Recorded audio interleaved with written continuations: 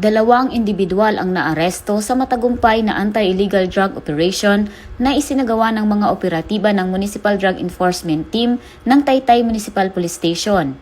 Kinilala ang mga suspect na sina alias Paulo, 28 anyos, Move It Rider at kabilang sa listahan ng high-value individuals, at alias Pau, 42 anyos, pawang mga residente ng Taytay Rizal.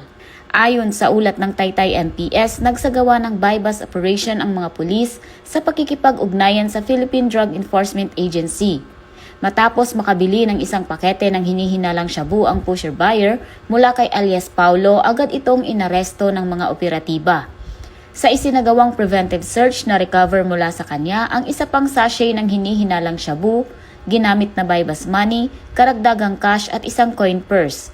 Samantala, inaresto rin si alias Pau matapos umanong manlaban at hindi sumunod sa mga operatiba sa gitna ng operasyon. Tinatayang nasa 26 gram ng hinihinalang shabu na nagkakahalaga ng 176,800 peso ang nasamsa mula sa dalawang sospek.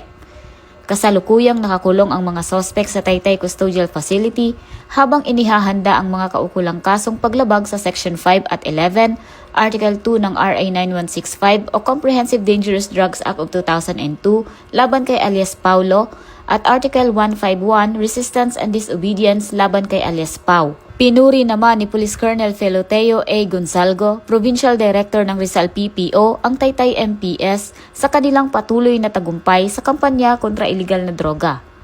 Patuloy na paiigtingin ng Rizal PPO ang operasyon upang masawata ang kalakaran ng ipinagbabawal na gamot at mapanatili ang kapayapaan at kaligtasan ng mamamayan ng Rizal.